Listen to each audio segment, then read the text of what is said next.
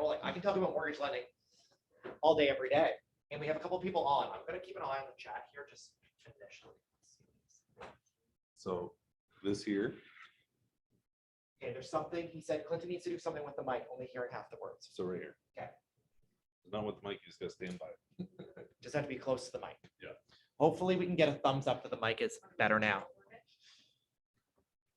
Okay, sounds good. And I'll just maybe get a few things out of the way, and then it will hopefully sound very good. Do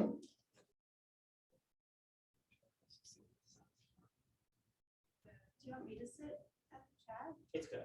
Nope, it's all good. We'll keep an eye on the chat, and maybe we'll go back to the chat. So if there's any questions in the chat, we'll go and look kind of like at the end, and then we can answer those questions. Cool. So thanks everybody for coming. And I know it's being recorded, so I think they're going to email it out. So if anybody does think of any questions after that we don't hit on, then, certainly reach out to us. We love answering questions, whether it's for a transaction for us or not. Like, we love really pumping out the information. So just to give everybody a little bit of background, I've been a mortgage broker for 17 years, and we have an office in Dartmouth and an office in Halifax.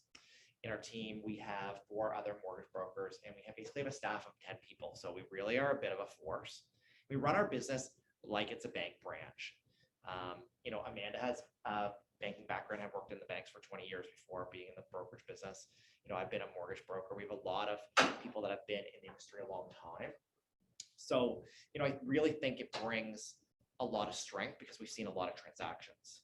So basically under my purview, since we've basically been with this, since I've been in this business, we've done almost $1.4 billion worth of mortgages. So we've seen a lot of transactions, over 5,000 transactions. So I always say that we've seen everything, but every day I see something new.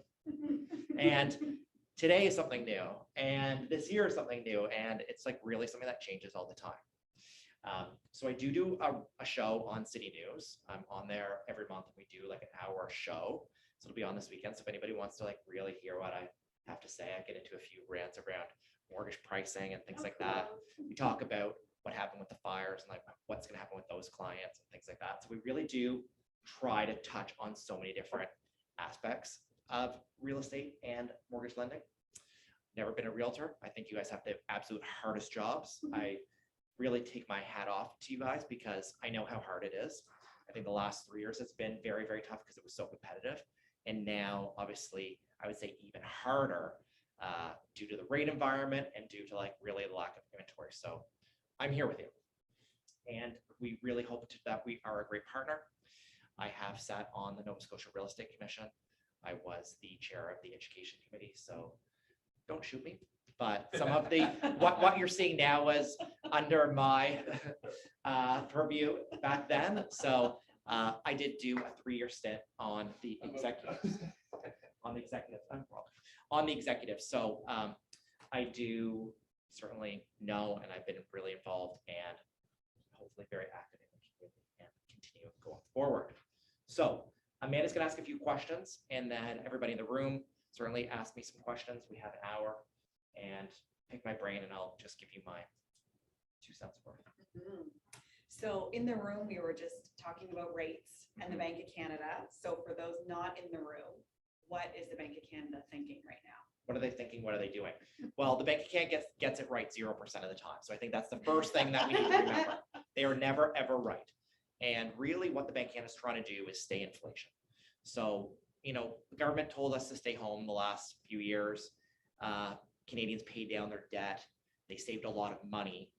And then when we started going out and about again, we had all this capital that we were then pumping out into the marketplace. We were buying new cars, we were buying consumer goods, we were selling homes. And now as a result, inflation basically became a runaway train. The Bank of Canada waited too long before they started increasing rates. And inflation basically skyrocketed. And they're trying to bring that inflation down to basically a 2% level for the CPI. The challenge is they've increased, and the inflation's not coming down fast enough. Canadians now have this taste for credit, and they have the taste of, now we want to make up for the last couple of years that we weren't spending money.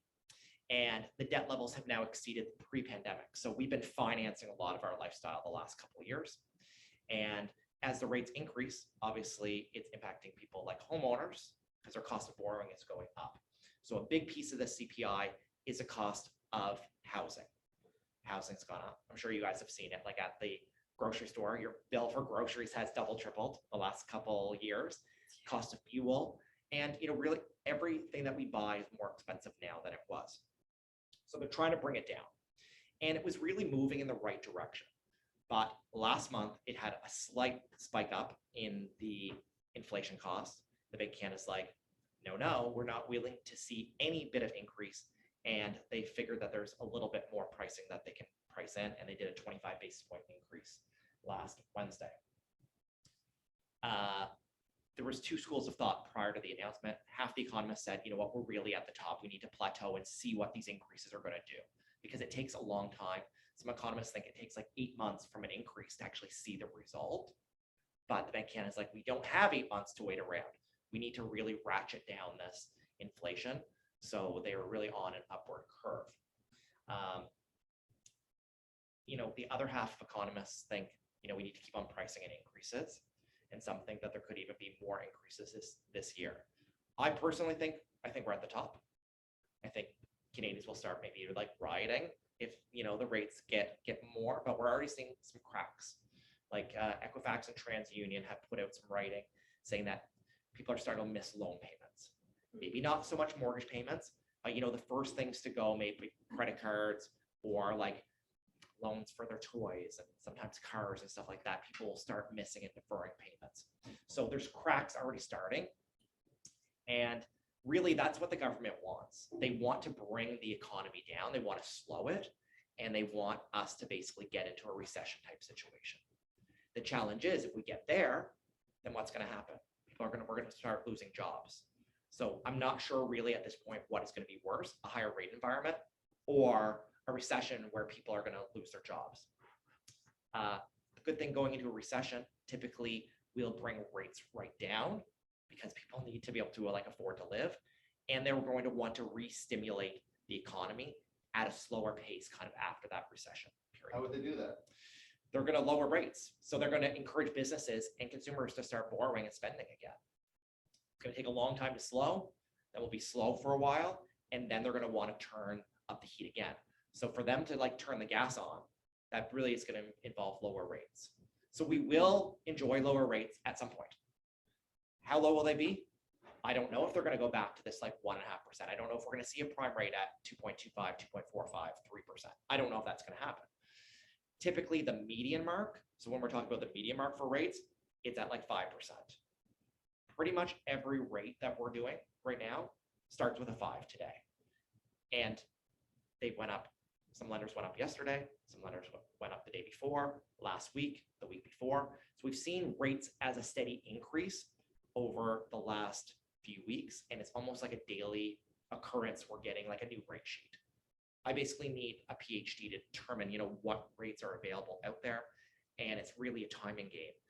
Clients that had a pre-approval prior to last week, last month, really need to action on this pre-approval because their pre-approval expires, their rate's going to be significantly more. And when the rate is more, that means they qualify for less. Okay. So that's something really important to take into consideration. When we do a pre-approval, we always try to pre-approve people for the maximum they can afford. Some people come in to see me and say, we're not going to buy a home for more than $300,000. You guys know there's not many houses for sale in that price point.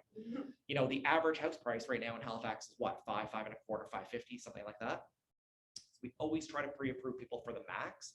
So then when they go out and shop, you're not like, oh my God, Clinton, can these guys actually get approved for this? They already know what the max is. And I always tell people, I'm like, if you're going to buy above the max, you need to have a bigger down payment. You're basically going to have to increase your down payment dollar for dollar above what your ceiling is. So that's kind of our best practice. And I can tell you, when we pre-approve people, they have this price point in their mind, it's a fantasy. And many, many times they're buying at the max of their affordability. It's just what's available out there in the market. know I'm just going like on a little like magical journey on what happens with rates and the Bank of Canada, but that's where we get that. So another rate question is, Yeah. what's the biggest misconception on rates right now? And then to tag on to that is really like, what are you hearing from clients and your advice to them? I think for existing homeowners, they're feeling the pain. First-time home buyers, I think they're aware that the rates are high, but they're almost buying the payment more than they're worrying about the rate. Like first-time home buyers, I think are a little bit less rate sensitive if they can qualify. It's the existing people. So I'll tell you the activity that we're seeing for purchases, it's not a lot of people like buying up. And that's really what we were seeing the last couple of years. People were selling an existing home and buying a bigger home. We're not necessarily seeing that right now because people that have an existing home, they're like, well, I need to hold on to my mortgage. I need to hold on to this low rate. And even if I was able to port my mortgage or blend it or replace it or whatever, I don't want a bigger mortgage at the current rate environment.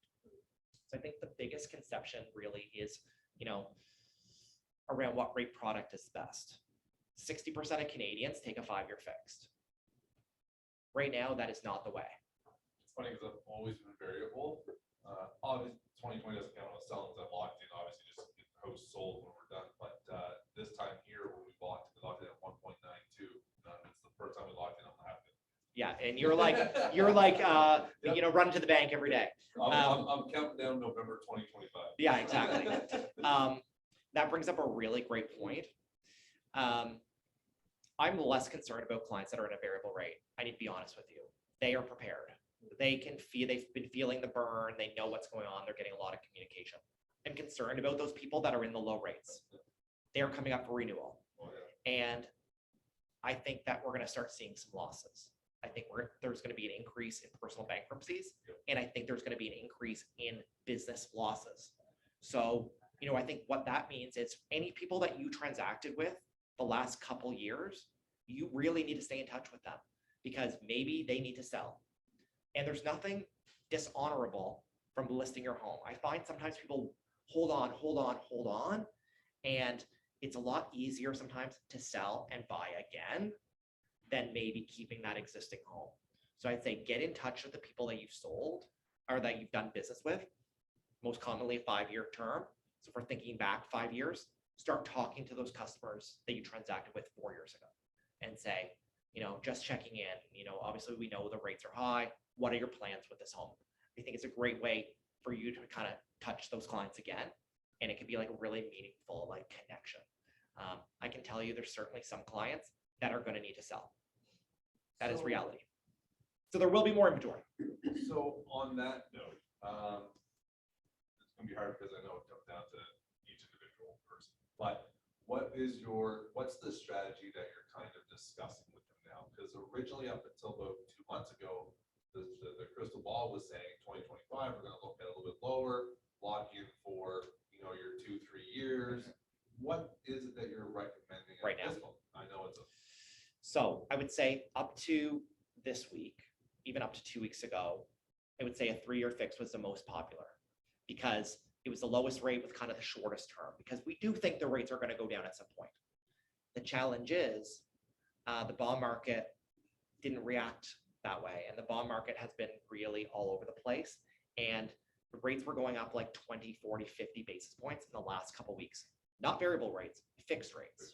So that advice has really shifted because like a 3-year is now like 5.5%, where like we were getting a lot of rates that were starting with a 4. So the palatability of some of these rates, it's tough for clients. Right now, the lowest rate is a 5-year fixed, but a 5-year fixed is not necessarily right for everyone. And believe it or not, people are still taking a variable rate, and a variable rate is more expensive than a fixed, which it never has been. We're in an inverse situation right now. But the reason people are taking a variable are for the people that are uncertain. So if they might sell their property, it's only 3 months interest to break that mortgage early. They can also convert their variable into a fix, like what you would have done when you sold or bought.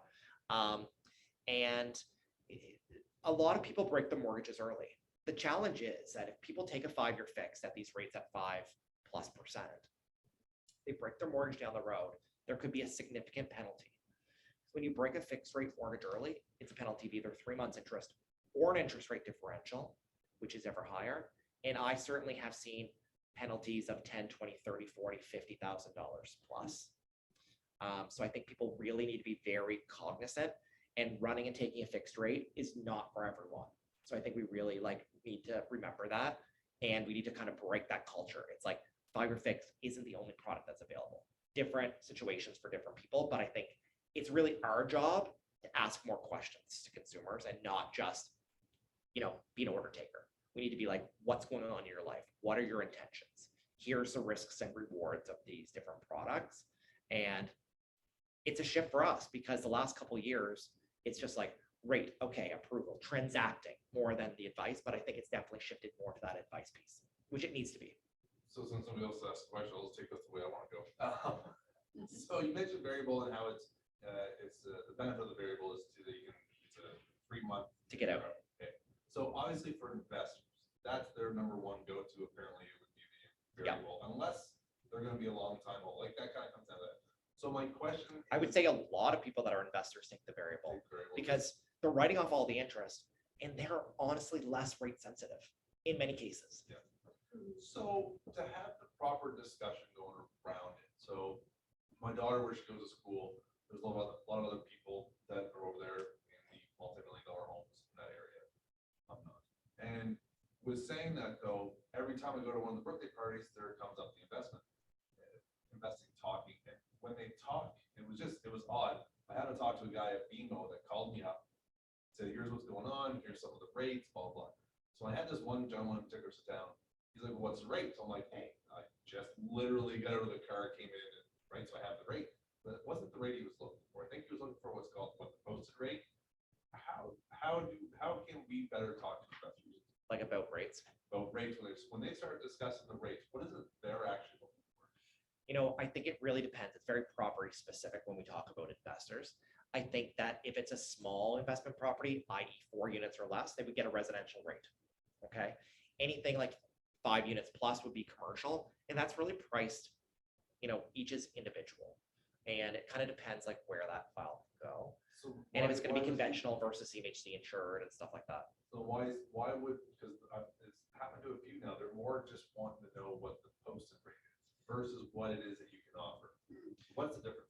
Well, everything works off a posted rate and a variance. So sometimes with commercial, it's cost of funds plus, and sometimes it'll be a posted rate, less a discount, or plus a surplus. So it depends on the risk tolerance of the bank and really like what they're willing to offer for that person and that property. And sometimes it's very property specific, very borrower specific. Everybody's situation is a little bit different, but I would say commercial, it's definitely more unique in terms of like how the pricing works. And it's not like, hey, there's a rate sheet. Yeah. And I think the other thing we need to remember about rates, the rate today is not necessarily going to be the rate tomorrow. And sometimes people are like, well, I got a rate quote a month ago. It's going to be very different from what is going to be available today.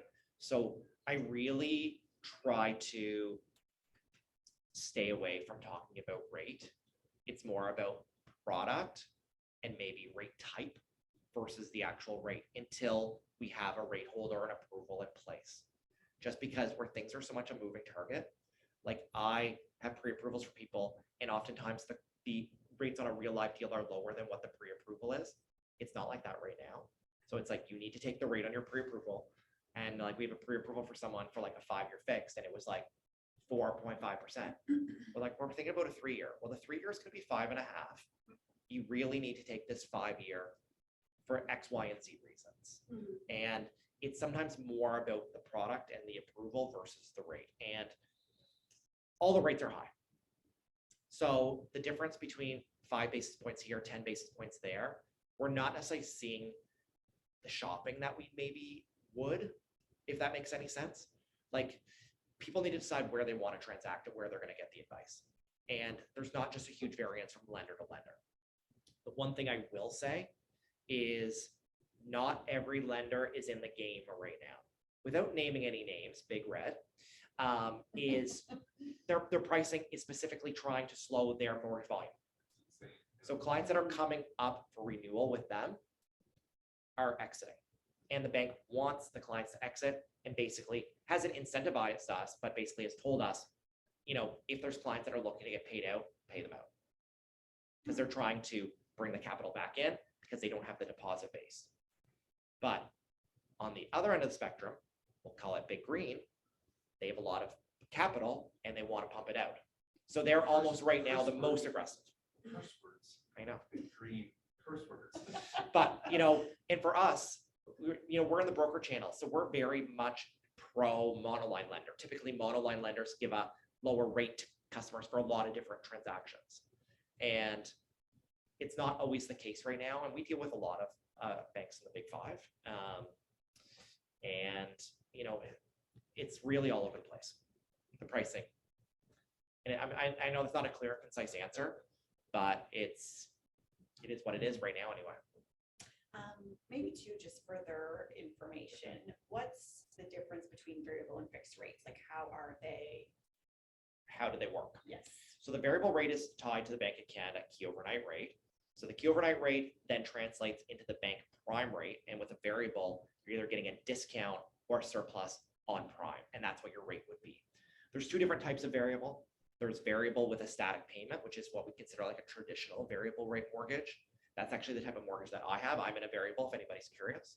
And as the rates increase, my amortization got longer.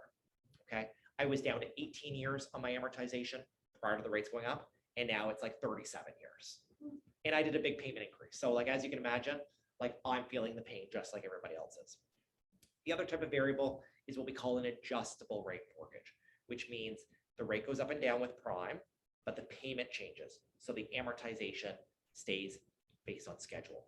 Those type of variable are more popular right now because Canadians really want to pay down their mortgages. They don't like these ones that the amortization gets longer.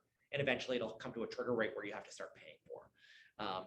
It's almost like a false sense of security, I think. Or a fixed rate is really tied to the bond market. So that's more tied to what the cost of funds would be for these lenders. And the fixed rates, the rate stays the same for the term. And once that term is up, you're up for grabs again. Same thing with the variable. The variable is more based on a discount or a surplus. So you said it's tied to the bond market. So you talk about investing.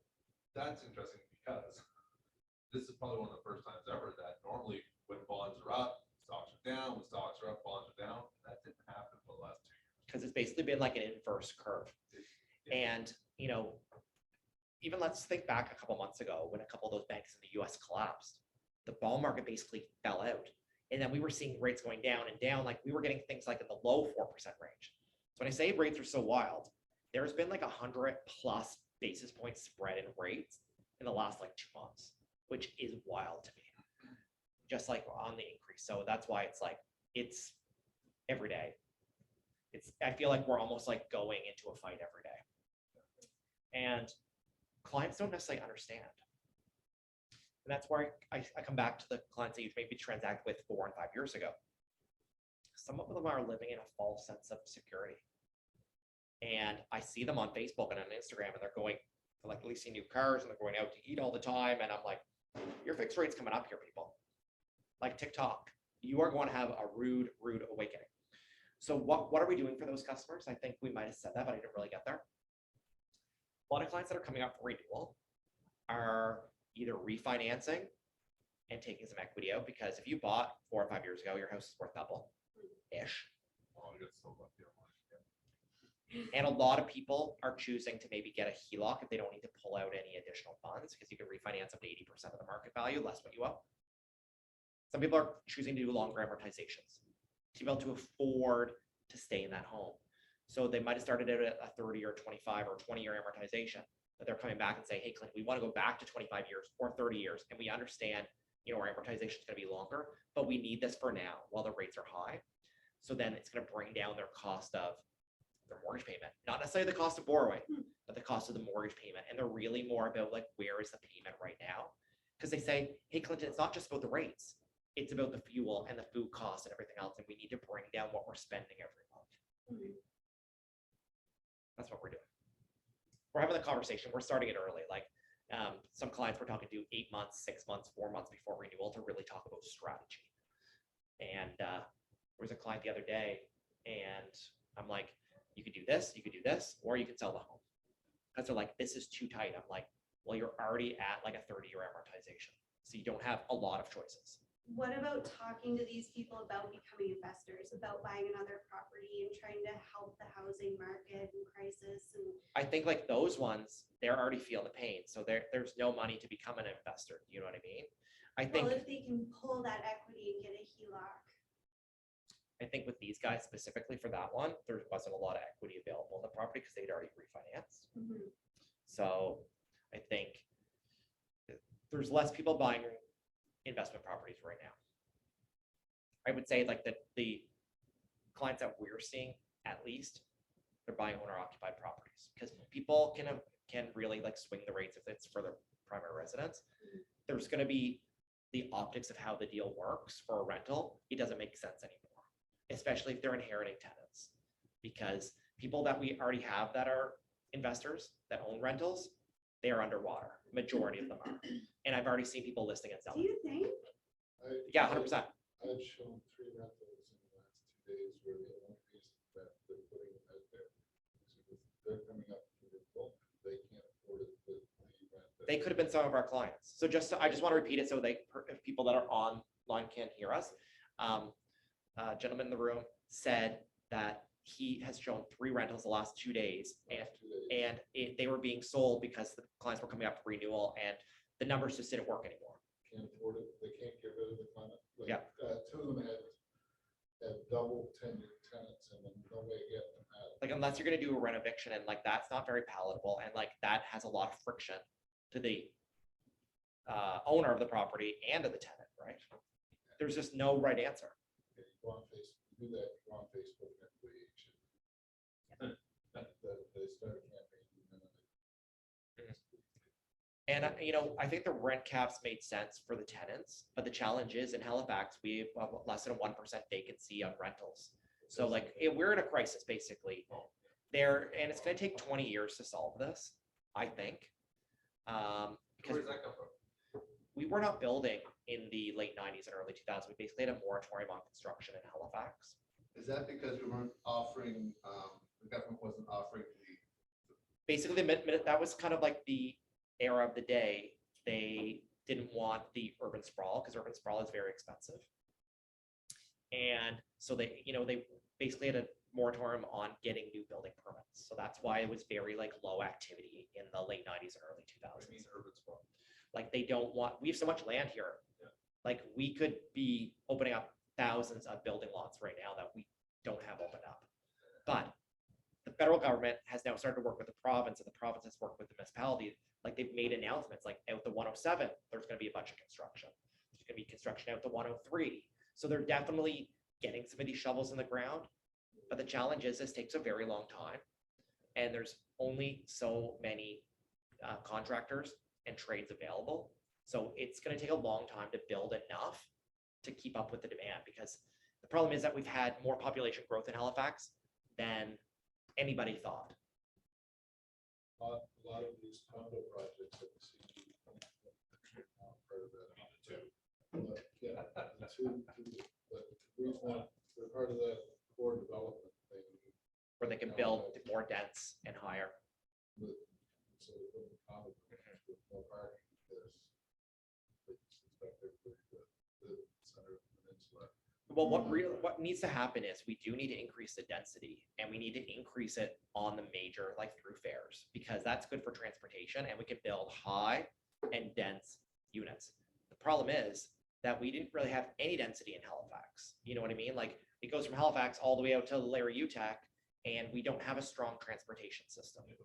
And we have a very like car centric city, right? So we do need the density, and that's how we're going to get more units available for people.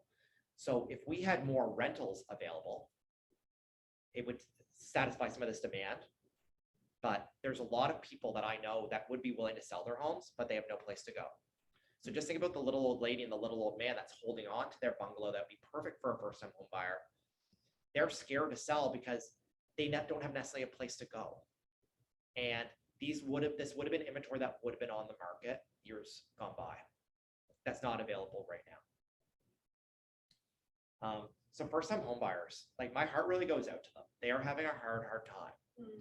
So if we talk about our average house price, let's say it's 500,000, they need about $125,000 worth of household income plus to be able to qualify. So not a lot of single people are able to buy a property anymore. It really takes two people. And we're seeing some more like unique situations. You know, sometimes you might buy a property with your spouse, but sometimes people are buying, like two friends are buying a property together. We're starting to see more of that type of stuff. I actually had a few people that it was like three people bought it together. They bought a single family home. And the lender asked a lot of questions, but guess what? We got it done. And we really needed all their income to make it work. Because the house, I think, was like 600 some odd thousand. I think they all had jobs at like $50,000, $60,000 a year. None of them were like crazy, money makers, but they had enough income between the three of them to make a job. Obviously, that can be complicated. And I really recommend, like, if you ever get in a situation where, it's not, spouses buying, people really need to seek some legal advice.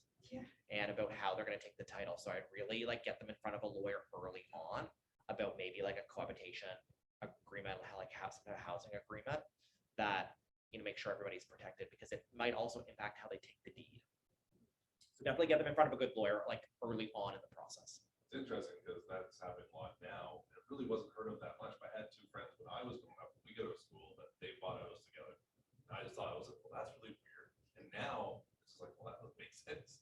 Yeah. It's like, siblings, a lot more siblings buying together. Yeah. And Some definitely interesting situations. And a lot of the first time home buyers that we are seeing are coming in with big family gifts. It's the only way that they're getting into the market. Like we're talking like 6-figure gifts. Yep. And that was unheard of before. But a mobile home isn't necessarily the best way to get into the market. I'm not a big mobile home fan personally. We actually don't offer financing on mobile homes. It's just not within our purview. And usually, like, if people are going to get a mobile home, we recommend they go to the credit union or the Royal Bank. Yeah. And it's the complexity of lease land that we don't want to be involved with. Mhm. We want to do what we are really, really good at. And I think clients appreciate it because we know when to hold them and we know when to fold them, and we're giving that communication.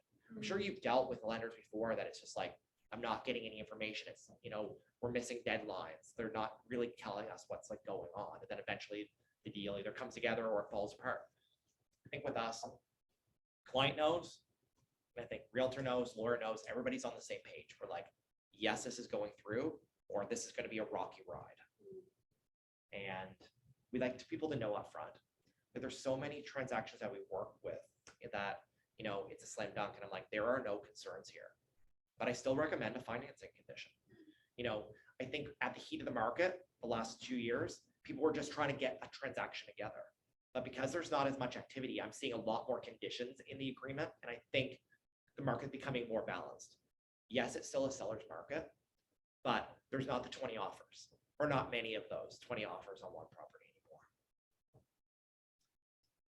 Median price is 565 for the last 2 weeks. Now I do see that there is a 3.8. So that's skewed a little bit. Take out a couple of those outliers and a couple of the low ones. Only so lasted I think it's day. probably around like 550, 525, I think. I don't track it that closely, but and I get a lot of my data from like CMHC. So besides rates and income, what other obstacles are there in getting clients approved? I think the other two pieces are really credit and assets. The credit is a big piece. It's not everything, but it's big. And there are a lot of programs available for people that have, slightly damaged credit, we'll call it, if they're buying in Metro Halifax and have a good down payment. And by Metro, I really mean something that's on city services, city water, and city sewer. Those properties are much more palatable to like alternative lenders. So if people have 20, 25, 35% down, we pretty much can get them approved, even if they have like really crappy credit type situations. It could be people that were like post bankrupt but only discharged like one day, maybe they have a big family gift or something, or maybe it's someone who went through some health issues or divorce or something like that, and maybe selling a house and buying another one. We are getting a lot of those deals approved that are not being approved at the bank. People that have crappy credit and want to get 5% down, that's not working. If they really need more than 20% down, the property needs to be like in the core. Why does the property being in the core matter so much? Marketability. So if the lender has to take it back, they want to be able to sell it and sell it quick. They want it like a 30-day exposure on the property. And typically more rural properties can see exposure of up to like 120 days plus. Like you guys know, the ones that are outside of the city typically are on the market longer. Maybe not right now, but traditionally. And traditionally properties in Halifax sell faster. So, and they usually assume that the properties in the core will kind of maintain the values. And I think there's a little bit more swing the more rural you get. So like, if you have crappy credit and you're trying to buy a property in Middleton, you're gonna have a very hard time. And it's likely gonna be financed by like a private style lender, which we still do deal with. But as you can imagine, like prime lenders are gonna be the lowest price. An alt lender is gonna be a little bit more, maybe like 1-2% more than what a prime lender would be. And then a private lender is gonna be maybe double that. So it's kind of the last choice, and it needs to be a short-term solution. Like there needs to be an exit strategy. Either they're only going to own the property for a short period of time, or their credit situation is going to be solved in a short period of time. It's not always credit that we go to these alt lenders for. Sometimes it could be self-employed people, and maybe they don't have enough income on paper, and maybe they can't qualify on a stated income program with a prime lender for whatever reason. Newly self-employed, we see this a lot. But we always try to make it work in the prime channel, always first. And I think we likely get things done that maybe the branch doesn't get done just due to the amount of volume that we do. We have very deep entrenched relationships with some of these lenders to say they'll take the odd risk on one of our files because of our relationship. Mhm. And I know, and I can just be like, yes, this is going to work or it's not. Like I get like 100% of my files approved because I don't submit them if it's not going to work. The only time I don't get an approval is if there's something maybe bad history that I don't know about the customer, something I can't see and they haven't told me, or something with the property. Those are typically the only two times that there's a challenge. Like our files go through. And I think that's why a lot of our clients, like 60% of who I deal with every day are repeat, because they know they're dealing with us, this is going to happen. We are going to take care of it. Because otherwise Clinton's going to come up guns a-blazing. Any other questions you guys have in the room, or, you know, we could even go online about approvals, what you're hearing from your clients or what sort of questions they're asking? Yeah, like what are clients saying?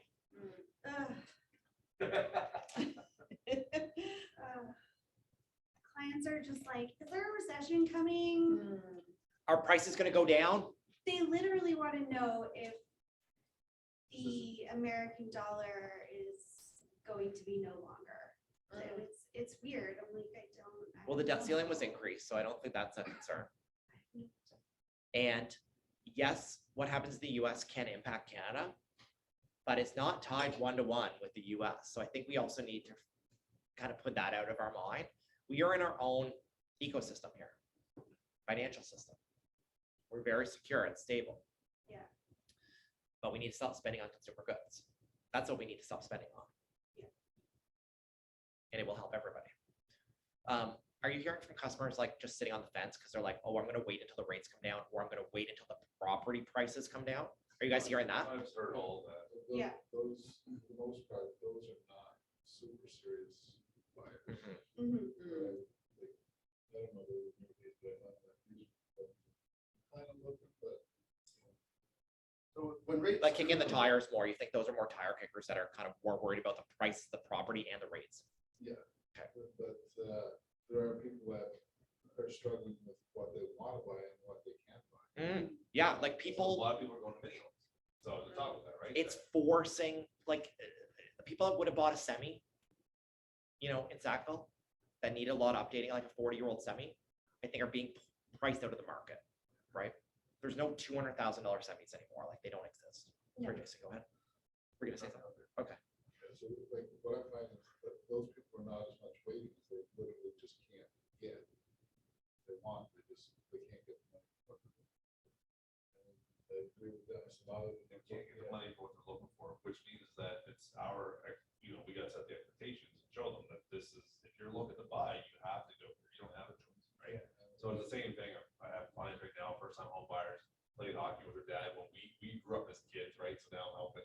The down dollar, the road, right? And we're out looking and she wanted to go see this house. And I'm like, oh, this is at 299. You look inside, it's from the 70s. Yeah, sure, you want to throw 400 at it? And I know they're not pre-approved, right? They're like, well, no, we'll do 315. I'm like, sure, sounds good. So let's do it. And then I told them why it's not gonna work. I And said, they almost need to go "Unfortunately, through that process first, They right? need to go through the process, and then they were getting bad advice from one of the neighbors, Okay. which the dad actually. Oh, yelled at him, so- I love the neighbors, or like, Well, the teacher at school. But what it goes down to is that many, it's not worth that much for that many homes, it's not worth it, it's That's just the like, problem. but the issue is nowadays it is, But what it's worth is what a seller and a buyer will agree upon. that's right. That is what the market value is. Yeah. And that's and if someone's not in the market, they don't know the market. So when you talk about, like, take us out, just give it to the regular people, I'll say, that are, they're not actually physically out there looking, they actually don't know what's there, they're giving advice. So that's happening a lot right now. You have a lot of Nova Scotians that, well, it's not worth that, right? Yeah. It wasn't that 2 years ago. Wasn't that 10 years ago? It's like. The yeah, one thing well, I will say is our values here were very low compared to the rest of the country. Yeah, we're kind of Okay. matching up. with the We rest. now have caught up a little bit, and as you guys see, the prices now have plateaued. We're not seeing these double-digit increases. I think we're more stable for sure. Yep. And the prices that are selling are the 3, 4, 5, 600,000. I think above that, those ones are sitting on the market for more days. It's definitely kind of that middle ground of real estate. That's what's moving right now. And that's kind of our core client. I need to tell you, it's like the 2 incomes, regular jobs, stuff like that. Those are the transactions that we would love to do every single day. Mhm. Like the little ones, like with the rundown property, those are very hard. And I They think the multi-million dollar ones are very hard as well. So I think in the middle, that's the easiest type of business from where I sit and kind of from the outside looking in to what you guys are So doing. it is. Oh, the moment you look at, once you see the median, if median's 4, go after the 4. If it's 5, go after the 5. Yeah. You want the easier stuff, that's. I know we're in a seller's market right now, but is this, with our housing prices to where they are right now, is this a smarter time to be buying rather than knowing that the housing prices are a little bit lower and there's not as many buyers out there, and there's not as many, is this really an opportunity that we're not seeing? I think that we need to get back in front of the people that we had pre-approved 2 years ago and got fatigued from making offers with 20 and not getting them accepted. Like people are getting accepted offers right now. There's not as many transactions happening, but there's not as much competition. So for me as a customer, I think I don't want to be in competition with 20 other people. 3 to 5, you can handle with 20. And it may only be one. And then you can actually maybe have some negotiation. You know what I mean? I think it's a good time in that sense. Always a good time to buy real estate. I understand that. But I just think- it's like, And that's what he usually says too. It's, I think it's just being a little bit clouded right now because of what we're. I would say, Mhm. I would say we're in a plateau on the prices. I thought that's And I'm like, trying to what get. happens when if the rates go down again, We're gonna have more. we're gonna buyers. see a flurry of activity, Mhm. which means the prices will likely increase. Right. And that's what the government is trying to avoid, is prices to increase. So I think now is a good time if people can weather the storm with the rates. So What- people, if they buy in a high market, they sell in a high market. If they buy in a low market, they have the luxury of selling whenever they want. So do you have a strategy for the first time home buyers that, is where you're, I'm gonna say you're dead set against mini homes, so I'm just gonna say it that way. Is there a strategy that you have that someone that can be, let's say, 350 and under to actually get into something that's like, is there a strategy to get them a little bit more? Is like, what's your, I'll tell you. is it year, like, what is it for the years, the interest rate? Yeah, I'm just going to stop sharing the screen here, just so we can keep an eye on the chat as well. So if anybody wants to put any. So if anybody wants to put any questions in the chat, I'll keep an eye on the chat here now as well. So strategies for first-time home buyers to get them into maybe, even get approved. First-time home buyers incentive, I think, is really great. Doesn't work with mini homes. Doesn't work with mini homes. And it doesn't work if your income is over 125,000. used to be 150. It's 150 in urban. Okay. It's either 100 or 125. I have to go back I and think look. it's 1.5. So if you qualify, it's great. It's a shared equity program. And the government now has some legislation in place that they only make so much as an increase. You'll lower your CMHC premium and you're gonna have a lower mortgage. So love it. I think Nova Scotia Down Payment Assistance Program actually is pretty good. They've increased the limits and they have money to dole out. So people don't have a down payment. I think that's a kind of a good strategy as well. You know, the RSP home buyers plan, I mean, it's a classic. Each borrower can take up to 35,000 if they're out of their RSP. They have 15 years to pay the money back. So I think those are all good solutions. And the bank of mom and dad. I know sometimes people don't ask and don't have the conversations, but so many first-time home buyers are getting gifts. So many. And, that can make it or break it, honestly. Are you seeing people do things like buying a house and trying to sleep with mom and dad? Less, because the parents don't want to get tied up usually. I'm seeing the parents more willing to give a gift than they are to co-sign. And the parents are taking equity out of their own property to access those funds, right? I'm definitely Not seeing, everybody has, most people don't have the cash sitting around. I'm definitely seeing parents like refinance their home / put like a HELOC on their home to give the money for the down payment. I got a friend that's going through a little rough time, leaving his wife and blah, blah, blah. But he's wondering, is it best to go through a HELOC or to refinance right now? Probably a HELOC is what I'm hearing. It depends because they would still need to release the covenant of the mortgage piece. So it depends on their situation specifically. Sometimes it's easier just to get a brand new mortgage.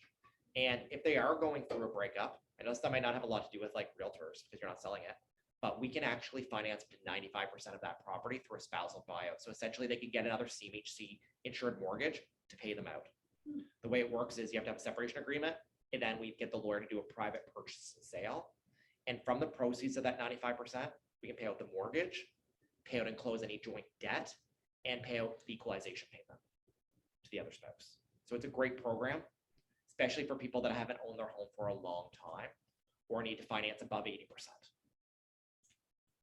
We're gonna talk about that later. Okay, we'll take that one offline.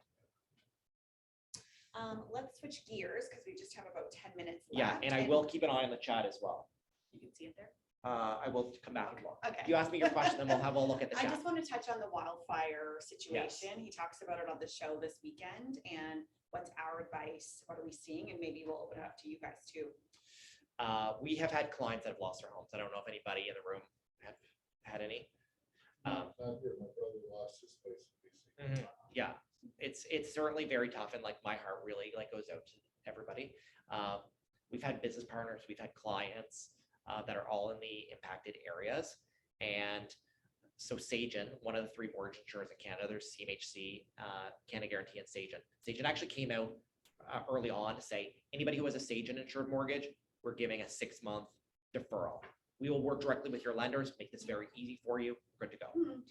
TD Bank came out and said, anybody who's impacted, they set up an actual line and they're working with people to do deferrals. So if people were displaced, like if they're still not back in their home, if it's damaged, if they lost their home, I would say first step, get a mortgage deferral because you really need to worry about what's going on right now and have a safe, secure place to like lay your head at night. So that's the first. And I think the second thing you should do is talk to your insurance company about getting an advance on the insurance because some people need money and they need access to money. Like we've heard from clients that were already in a bad financial state and their house burned down. My advice to some of these people, if their insurance company will do it, take the insurance money, pay off your mortgage, sell your lot, and then go buy another property. You do not have 2 years in some cases to wait for your home to be rebuilt. If it's 2 years. We don't know how long. And my concern is that there's going to be some environmental challenges. Oh. Think about the oil, think about the propane, think about the cars that burn. Even the stuff that they use with firefighting, there's the chemicals, and it's all well water out there. All So well. there's going to be some soured wells. There's the sour wells. The other thing too is you'll realize a lot of fires will go underground, so you gotta look road structure, you gotta look at like, everything. There's so much more that people don't realize. So some So people will those hold, lots even be salvageable? yeah, they will. It's gonna take time. Yeah. There'll be some remediation and things. Yeah. So the lots, I think, would be salvageable. You know, people don't have 2 years. That's taking a big loss. Not necessarily, because people, there's 2 ways that insurance works, and I'm just gonna I'm not an insurance person, so I'm just gonna give you guys a high level overview. There's a building limit, and then a lot of insurance have a guaranteed replacement value, okay? The challenge is the last couple of years, the cost of construction has gone up and the cost of properties have gone up, and people have not increased their insurance. So a lot of people are underinsured. Mm. Their insurance, if they don't have guaranteed replacement, if they didn't increase their building limit, they may not get enough money to rebuild their home. So I think in those cases, they need to take the money and then go and buy another home. The challenge is with these people that need to wait to rebuild, there are no rentals. It's not a great situation. It's really not great. So I would say number 1, contact the lender to get the deferral. Number 2, talk to the insurance about getting an advance, and then what the options are for the insurance going forward. It's going to take some time. It's going to take some time for sure. And there's going to be some people like in hard spots, but you know, even if they don't sell the lot and if they take the insurance payout and they get enough money to pay off their mortgage, usually they have enough money to make the down payment on a new property. So, and there's properties for sale. Not a lot, but there's some. Hopefully you guys will get some more listings. We have a lot of people pre-approved. I didn't know this was a stand-up comedy show. I know. Like we need listings. We do need listings. The other thing that just depends on insurance companies, that the cost of living allowances. And the end of it, everything from next to nothing to some of them have like $100,000 of cost of Living. expenses. And insurance varies so much, and that's what's concerning. Like we've had clients reach out to be like, I don't have my mortgage number. I don't know how to contact my mortgage lender. Like they don't have anything. They don't have anything. So like we are going to help with those type of situations. And, you know, I told the client to be like, you know what, first thing I call the lender and say, I am impacted by these fires. I need to put my mortgage on deferral, and they will do it. These lenders are already set up to do deferrals where they were never doing them before because of COVID. They have all the systems in place. And deferrals are going to be a thing of the future. We're going to see lenders offer deferrals a lot more, where a lot of mortgage lenders wouldn't do deferrals at all, like unless it was like extreme financial hardship. We're going to see this, I think, be a lot more palatable for lenders going forward. From personal experience with the insurance, I can tell you that if they're Oh God, how I can't stand you now. no, but like deferrals take like 5 to 6 months to process if somebody qualifies. Yeah. Like it's literally a 5 to 6 month process, and not just TD, I mean, any of the banks. It's a 5 to 6 month process. Well, Like they were even doing it online it's- during COVID. Yes. Like you could just click on your online portal and be like, But it's actually better to click on and get the chat agent to help, because they can just. yeah, or call. Or call for sure. Okay, let me just have a look at the chat and see if there's any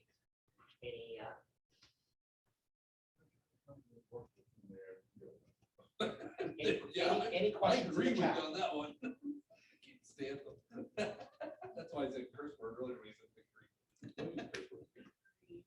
I just put up a little message to be like, any questions?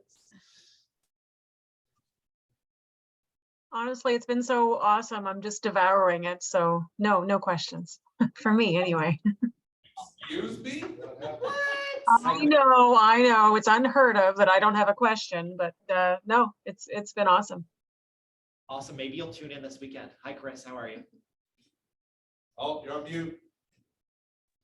Thank you so very much. I'm great. And actually, I just typed in the chat. Thank you, Clinton and Amanda. Amazing. Awesome. Yeah, really appreciate you coming in today. Nice to see you. Yeah, it's been a while. It's been a while. Yeah. Sure. Mike, you gotta be. Hmm? Michael's gotta be busy. He's probably busy. Clinton, I just want to give a little shout out to one of your team, Alex Lavender. Fantastic, honestly. He is amazing. Yeah. Yeah. He, of course. Yeah, He he just jumps, like when I need something in a hurry, something a little more creative, something out of the box, he's all over it. So, yeah.